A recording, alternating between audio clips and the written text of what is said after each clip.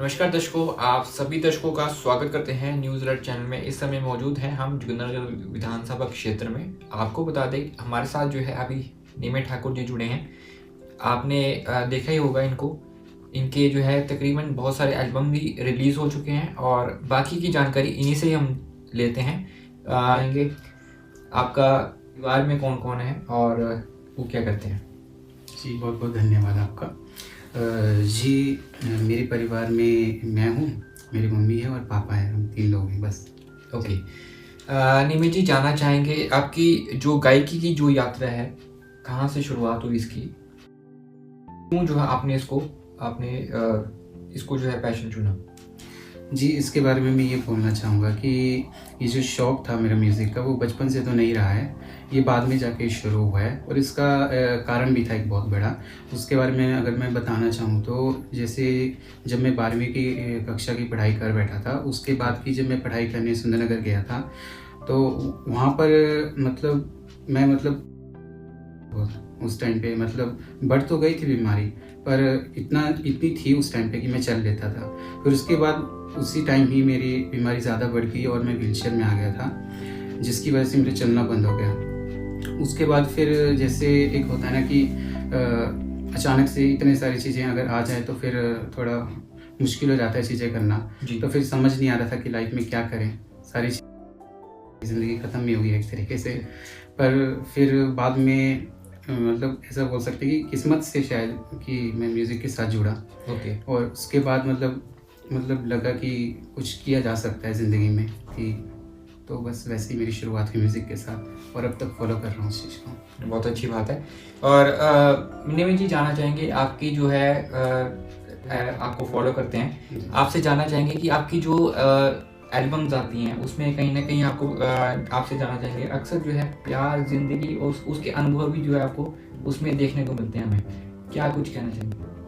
जी, अब मैं इसके बारे में बात करूँ तो जैसे अब मैं एक आर्टिस्ट हूँ और मुझे पसंद है जब मैं कुछ चीज़ें बनाता हूँ तो अपनी ज़िंदगी से जो जुड़ी हुई मेरे किस्से रहे हैं उन्हीं से रिलेटेड मैं चीज़ों को बनाता हूँ, या फिर मैं जिस नज़रिए से दुनिया को देखता हूँ उस नज़रिए को बस दुनिया तक पहुँचाने की कोशिश करता हूँ ताकि लोग उस नज़रिए को समझ सकें। बस ये मेरी कोशिश रहती है। ओके।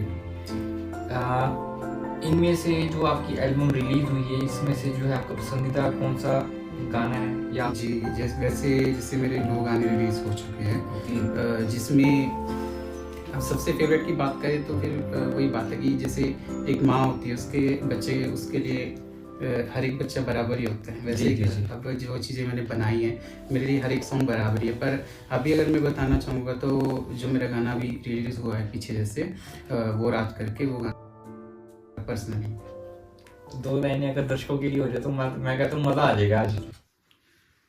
वो रात है, वो बात है, तेरी कमी है यहाँ,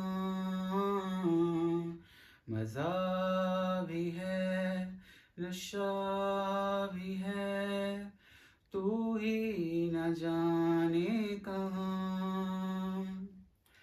मैं चाहूँ भी तुझको भुला ना सकूँ, तू मेरी रहेगी सदा।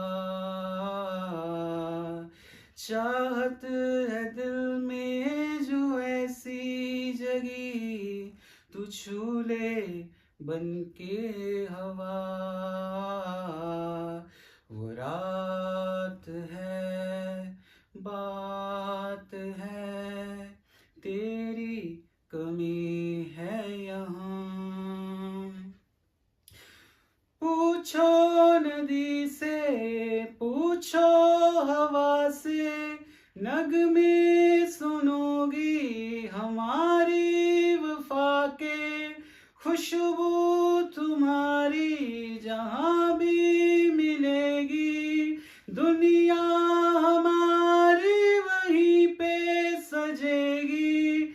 आसमां भी मिलेगा ज़मीं से यहाँ, ऐसी है ये दास्तां। जाओ जहाँ तुम, मिलूँगा वहाँ, साथ रहूंगा सदा।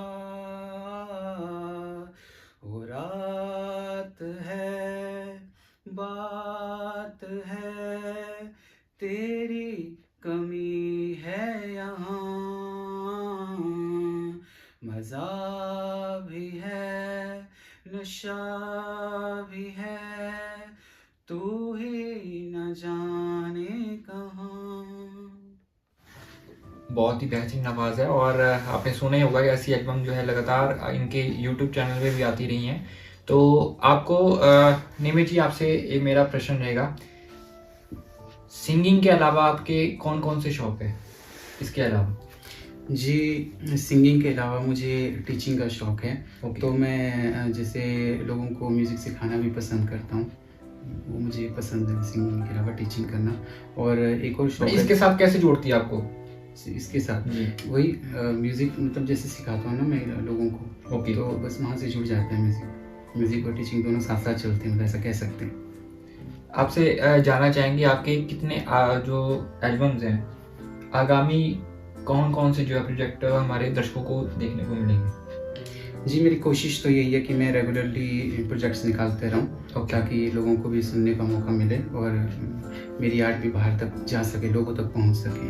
वैसे अभी जैसे मेरा एक गाना है जो कि कोशिश है कि इस शिवरात्रि तक मैं निकालूं, जो कि महादेव जी के ऊपर है। तो बाकी देखते हैं लोगों को कैसा लगता है। जी, अभी तक कितनी एल्बम जो आप यहाँ पे जो है रिलीज कर चुके हैं? जी, मैं अब तक 9 एल्बम रिलीज कर चुके हूँ। 9 हो चुकी हैं? जी। वो कहाँ पे, मतलब अगर दर्शक अगर देखना चाहते हैं तो वो कहाँ पे आपको?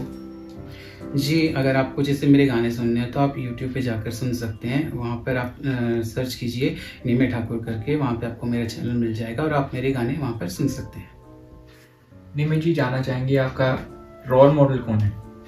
जी, रोल मॉडल की मैं बात करूँ तो वैसा मतलब अभी तक तो मैंने इतना सोचा नहीं, लेकिन मैं मोटिवेशन की बात कर सकता हूँ कि जैसे क्यों मतलब मैं इस चीज़ को फॉलो कर पा रहा हूँ। ओके। उसमें मैं कहूँगा कि सबसे बड़ी मोटिवेशन मेरे लिए मेरे पेरेंट्स ही हैं, जिन्होंने मतलब मेरा हर समय साथ दिया है।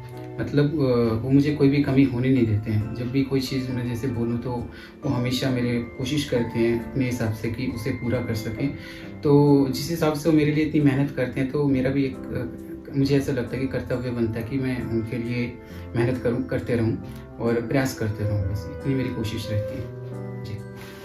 निमित जी, जानना चाहेंगे आपका लाइफ का क्या एक्सपीरियंस है?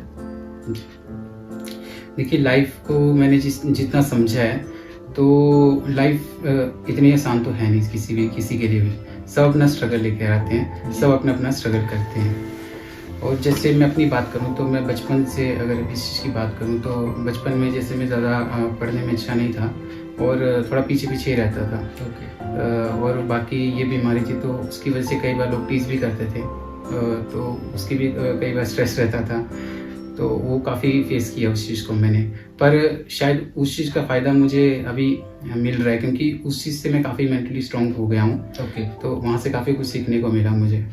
फिर जहाँ तक मैं बात करूँ कि जैसे मदद की मैं बात करूँ कि मुझे ना एक ऐसा होता है कि मदद मिलती रही है ओके। ज़िंदगी में, तभी शायद मैं आज यहाँ तक पहुँच पाया हूँ। छोटी छोटी सी मदद है, जैसे जब मैं सुंदरनगर की बात करूँ तो वहाँ पर जब मैं जाता था अपने इंस्टीट्यूट में पढ़ने, तो वहाँ पर जैसे जब मुझे जाना होता था वहाँ पे एक रिक्शा वाले थे जो मेरी हेल्प करते थे, मुझे ले जाते थे वहाँ तक, छोड़ने जाते थे। ओके। तो वहाँ से हेल्प मिली। वैसे छोटी छोटी हेल्प्स मुझे मिलती रही है। जैसे मैंने प्रोजेक्ट्स किए तो वहाँ पर दोस्तों ने बहुत हेल्प की है जी, जो उसकी वजह से काफ़ी मैं काम कर पाया और अभी भी काम कर पा रहा हूँ उसी वजह से। वो वही बात है कि जिसका कोई नहीं होता उसका भगवान होता है। जी। निमित जी, जानना चाहेंगे आपसे कि आपको क्या लगता है कि जो सिंगिंग है उसमें क्या क्या चीज़ों को जो है वो ध्यान में रखना पड़ता है? जी, अगर सिंगिंग अब जैसे आपको सीखनी है तो उसके लिए सबसे मेन चीज़ है रियाज। ओके। अगर आप रियाज करेंगे तो सिंगिंग आपका साथ देगी, और नहीं करेंगे तो फिर मुश्किल हो जाती है चीज़ें। उसमें ध्यान देना पड़ता है चीज़ों को। ओके। निमित जी, जानना चाहेंगे आपको क्या लगता है कि आजकल जो सोशल मीडिया है और सोशल मीडिया के लिए जो है आजकल एक आर्टिस्ट के लिए जो है क्या फ़ायदेमंद है या नुकसान लग रहा है उसमें? जी देखिए, अपनी बात करूँ तो मैं तो उसमें फ़ायदा ही देख पाता हूँ, क्योंकि जैसे अब मैं अगर अपने गाने बना रहा हूँ तो मैं डाल पा रहा हूँ, तो वो सोशल मीडिया जिसकी वजह से मैं डाल पा रहा हूँ, तो वो मुझे लगता है कि सभी के लिए एक अच्छा साधन है अपनी कला को बाहर दिखाने का। जी। लास्ट में मेरा प्रश्न यही रहेगा कि यूथ के लिए एक आजकल आपको पता ही होगा, यूथ के जो है ज़्यादातर नशे की ओर जा रहे हैं, तो क्या उनके लिए संदेश रहेगा लास्ट में?